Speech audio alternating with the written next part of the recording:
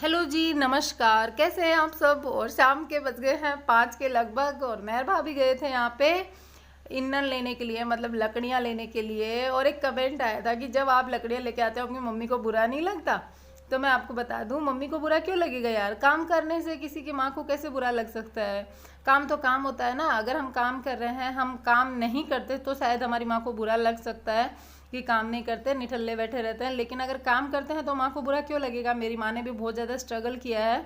ऐसा नहीं है कि उन्होंने स्ट्रगल नहीं किया। मेरा स्ट्रगल मैं मानती हूँ है, लेकिन मेरी माँ का भी कम नहीं था। मेरी मम्मी ने ये स्ट्रगल देखा है तो उनको ये चीज़ें महसूस होती हैं, वो उनको तकलीफ़ नहीं होती। उनको ये अच्छा लगता है कि इस तरीके से हम दोबारा से उठने की कोशिश कर रहे हैं। और यहाँ पे ये लहसुन आया था, किसी के खेत में हुआ था। तो गांव का ये फ़ायदा है, जिसके यहाँ पे जो फसल होती है वहाँ से उसका ज़रूर आता है।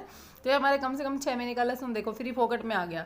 अगर हम रुद्रपुर होते तो कहाँ से आता। हर चीज़ पैसे से खरीद के लेनी पड़ती है, पानी भी खरीदना पड़ता है पीने के लिए।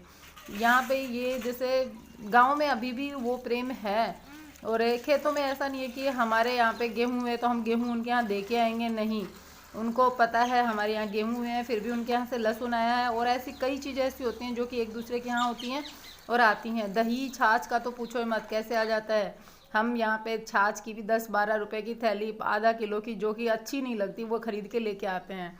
और यहाँ पर मैं बर्तन साफ़ करने लगी हूँ। और यहाँ पे मेरे पास में आज सारे कमेंट्स में जो भी नेगेटिव कमेंट्स आ रखे हैं, नेगेटिव नहीं मानूंगी मैं उनको कहने के, तो वो मुझे सलाह दे रहे हैं, तो उन्हीं को मैं पिक कर रही हूँ आज के वीडियो में। तो एक कमेंट ये भी आया था कि आप सबके साथ मिलजुल कर रहिए, सब क्या फ़र्क पड़ता है। तो मैं आपको बता दूँ, हम मिलजुल कर ही रहते हैं। ये देखो सारे बर्तन थे, ऐसा नहीं ये बर्तन सिर्फ हमारे थे, मतलब हम चारों के थे। ये सब जितने घर में जितने बर्तन थे फिलहाल साफ़ करने के, मैं सारे लेकर के आई हूँ। और ये ऐसा ही भाभी करती हैं। वैसे ये एक टाइप से सेपरेट हमने कर रखा है, लेकिन काम के टाइम पे जो गंदा लग रहा है, जैसे बर्तन पड़े हैं सबके, तो वो गंदे लग रहे हैं। ऐसा है कि मैं अब मेरे मेरे उठा के साफ़ करूँगी तो भी उतने ही जूठे बर्तन पड़े रहेंगे घर में, तो अच्छा नहीं लगता। तो इससे अच्छा है मैं सारे उठा के ले आती हूँ। भाभी भी ऐसे ही करती है।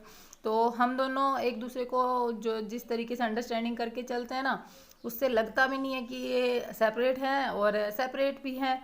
तो मतलब कहने का मतलब ये है कि कोई इश्यू ना हो इसलिए सेपरेट हैं, और अपनी मन की खुशी के लिए हम इस तरीके से कर लेते हैं। और भाभी निकालने लगी है दूध। भाभी की गाय जो है वो अभी थोड़ा दूध दे रही है। और यहाँ पर भाभी को मैंने बोला, मैंने कहा भाभी ये थोड़ा सा कैप्चर कर लें। भाभी ने कहा ठीक है कोई बात नहीं। तो भाभी का ये दूध निकालने का जो था ये भी मैंने कैप्चर कर लिया। दोनों का काम एक साथ चलता है। मेरा उधर बर्तन साफ करने का था और इधर इनका दूध निकालने का था।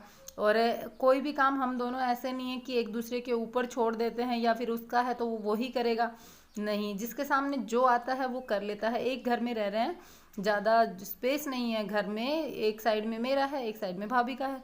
तो जैसे कि जो भी जिसके सामने आए वो करने में अच्छा लगता है। घर को साफ रखना मेन मकसद ये होता है कि घर को साफ रखना, और टाइम पर काम होना चाहिए, चाहे वो कोई भी करे। यहाँ पर सिर्फ खाना बनाने में और अपने एक दूसरे की चीज़ें सेपरेट रखने में अलग होना ही है, और बाकी सब चीज़ों में अलग होना नहीं है। और ये जो आप कह रहे होंगे ये इतना अलग होना भी क्या ज़रूरी था, तो इतना तो फैमिली में छोटे मोटे इश्यूज जो होते हैं ना, उनको दूर करने के लिए अगर हम थोड़े से चेंजेस कर लेते हैं ना, थोड़ा सा समय के साथ बदल जाते हैं, तो उसमें कोई गलत बात नहीं है। थोड़ा सा चेंज करने से अगर हमारे फालतू के इशू ख़त्म हो के और हम प्रेम के साथ एक ही घर में रहते हैं तो ज़्यादा अच्छी बात होती है, मुझे तो ऐसा लगता है। और शाम के टाइम पे व्यू कुछ ऐसा होता है हमारे घर पे।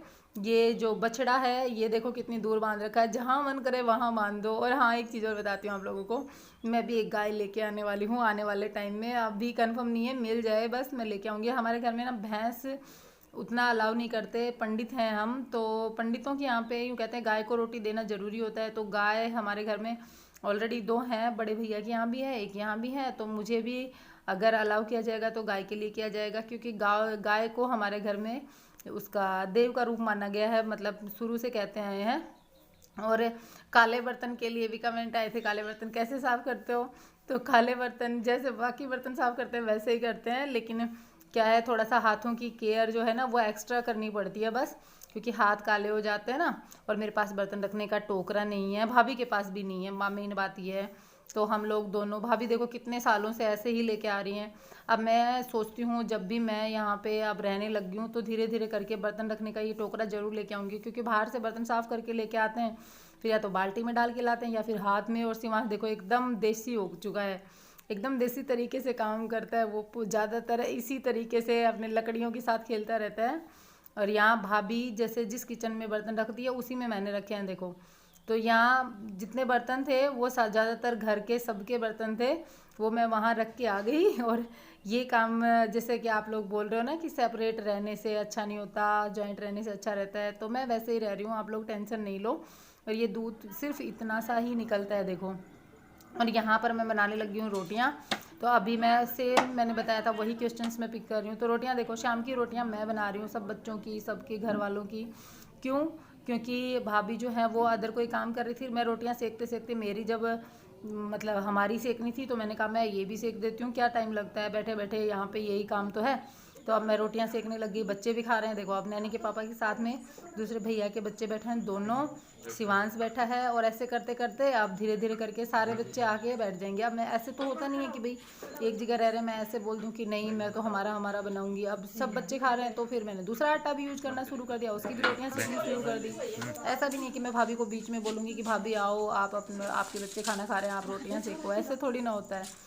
तो उन चीज़ों को आप मतलब मत समझिए कि हम उस तरीके से रहते हैं जैसे बाकी सेपरेट फैमिलीज रहती हैं। बाकी सेपरेट फैमिली के जैसा नहीं है, लेकिन फिर भी सेपरेट है।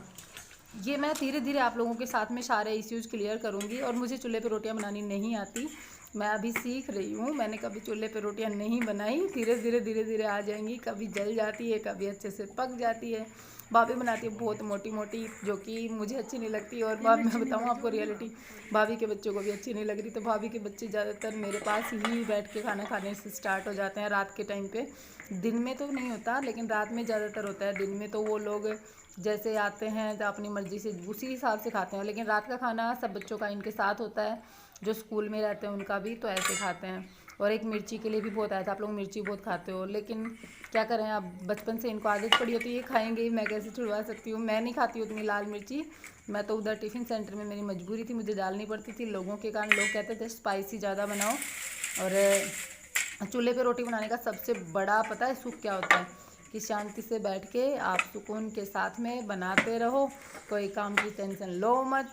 फालतू सारे काम जो हैं वो जो भाभी फ्री हैं वो करती रहेंगी, साथ साथ निपटाती रहेंगी। मैं जो है रोटियों का एक ये मेन काम होता है, ये करती रहूँगी। और इसमें एक मज़ा और भी आता है पता है, जब सारी फैमिली जैसे बच्चे हैं, नैनी के पापा हैं, सब फैमिली जो है वो एक साथ जब खाती रहती है ना, तो रोटियां बनाने का बहुत मज़ा आता है। कौन कौन मेरे जैसे हैं जो रोटी बनाते टाइम बाकी फैमिली अगर खाने लग जाए, तो जिसको इंटरेस्ट आता हो बनाने में बताना ज़रूर कमेंट में। और अब आ चुकी है मम्मी भी, तो मम्मी भी यहाँ पे बैठ के यहीं पे चूल्हे के पास में ही हम लोगों के साथ में खाना खाती है। सब्जी सबकी अलग बनी है, सब्जी सबने अलग बना ली थी उस टाइम पे जब बना रहे थे जब, लेकिन खाना रोटियां एक साथ बन रही हैं। हम मिल रहे हैं नेक्स्ट डे मॉर्निंग में। आज नवरात्रि है, नवरात्रि की तैयारियां चल रही हैं। घर पे भैया भी थे, पापा भी थे, तो मैं आप लोगों से बात करने के लिए इधर आई हूँ, यहाँ पे जो मैंने मंदिर कल दिखाया था।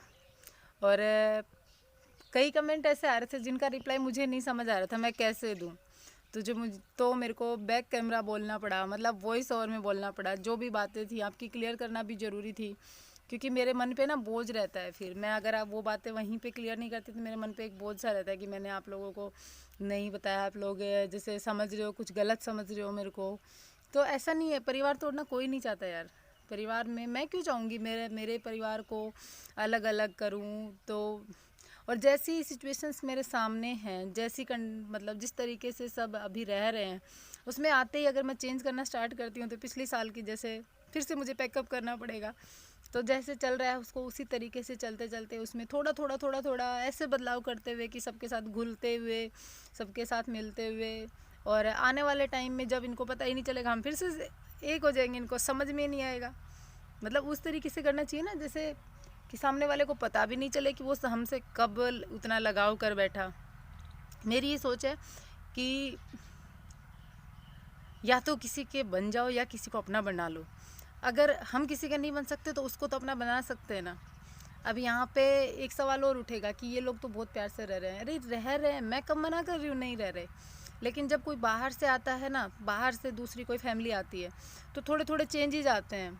अब वो चेंजेज अगर मैं यहाँ पे उनको एक्सेप्ट नहीं करती हूँ, मतलब जैसे ये रह रहे हैं, मैं आते ही इनमें जॉइंट में ही घुसने की कोशिश करती हूँ, कि नहीं मैं भी सबके साथ जॉइंट में ही रहूँगी, तो फिर पंगे होते हैं। ठीक है, मैंने आते ही अपना सेपरेट करके और फिर मैं जॉइंट रहने का मज़ा लेती हूँ, तो अलग बात है ना, मतलब अच्छा भी लगता है और जॉइंट भी हो गए। धीरे धीरे धीरे धीरे एक दिन ऐसा आएगा कि सबको पता ही नहीं चलेगा